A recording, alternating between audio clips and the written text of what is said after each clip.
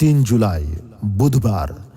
এই দিন আন্দোলনকারীরা ঢাকার শাহবাগ মোড় ১.৫ ঘন্টার মতো অবরোধ করে রাখেন। এদিন একই দাবিতে আরও ৬টি বিশ্ববিদ্যালয়ের শিক্ষার্থীরা বিক্ষোভ ও অবরোধ কর্মসূচি পালন করে। জাতীয় সংকট নিরসনে জাতীয় প্রেসক্লাব মিলনায়তনে জাতীয় রাজনৈতিক নেতৃবৃন্দের অংশগ্রহণে ইসলামী আন্দোলন বাংলাদেশ আয়োজিত জাতীয় সংলাপে মুহতারাম আমির মুফতি সৈয়দ মোহাম্মদ রেজাউল করিম পীর সাহেব চরমোনাই বলেন, আমরা সবাই পরিস্থিতি জানি। এই সরকার ফেরাউনি স্টাইলে যে নির্যাতন নিপীড়ন করে তার শিকার আমরা কম বেশি সবাই। তারপরও প্রিয় স্বদেশ যখন তার স্বাধীনতা ও সার্বভৌমত্ব নিয়ে প্রশ্নের মুখে, তখন রুখে দাঁড়ানো আমাদের সকলের সমান দায়িত্ব। সেই দায়িত্ব পালনে কিভাবে কাজ করা যায়, কিভাবে সকলে ঐক্যবদ্ধ হয়ে দেশদ্রোহী জালিম এই স্বৈরাচারকে উৎখাত করা যায়, তা নিয়ে পরামর্শ করার জন্যই আজকের এই আয়োজন। আশার আলো নিয়ে আজকে জাতীয় সংলাপ দেখেছি। আলহামদুলিল্লাহ, আমার মন বলছে ইনশাআল্লাহ আমরা লক্ষ্যে পৌঁছে যাবো ইনশাআল্লাহ। আমাদের মুরব্বী, আমাদের একজন শ্রদ্ধেয় মানুষ, ইসলামী আন্দোলনের যিনি প্রধান, তিনি আজকে আমাদের আহ্বান জানিয়েছেন এই সংলাপে।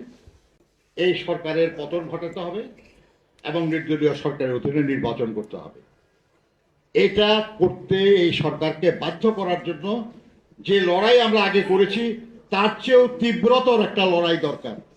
কিভাবে সেটা সম্ভব, এই আলোচনাটা অগ্রসর করার জন্য, এগিয়ে নেওয়ার জন্য আমি পীর সাহেব চরমোনাই, আমি তাকেই অনুরোধ করতেছি, আপনি যেহেতু উদ্যোগটা নিয়েছেন, আপনি আরো অন্যান্য যারা আছেন তাদের সঙ্গে একটু আনুষ্ঠানিকভাবে একটু আলোচনা করুন। এদিন সংগঠনের কেন্দ্রীয় সিদ্ধান্তে রাজপথে কর্মসূচিতে অংশ নিয়ে ইসলামী ছাত্র আন্দোলন বাংলাদেশ বরিশাল বিশ্ববিদ্যালয়ের সাধারণ সম্পাদক হাসিবুল ইসলাম, মহানগর শুরা সদস্য নাইমুল ইসলাম, ১২ নং ওয়ার্ডের সদস্য তামিম গ্রেফতার হন এবং গুলিবিদ্ধ হয়ে মারাত্মকভাবে আহত হন বরিশাল পলিটেকনিকের সভাপতি জহিরুল ইসলাম জিহাদ এবং প্রশিক্ষণ সম্পাদক আজিজুল ইসলাম।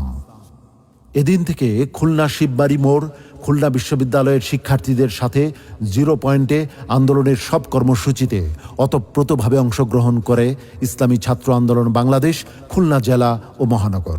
এ সময় আওয়ামী সন্ত্রাসীদের হুমকি এবং হামলার কারণে বারবার স্থান পরিবর্তন করে বিভিন্ন কর্মসূচি বাস্তবায়ন করে ইসলামী ছাত্র আন্দোলন বাংলাদেশ খুলনা মহানগর ও জেলা শাখার নেতাকর্মীরা।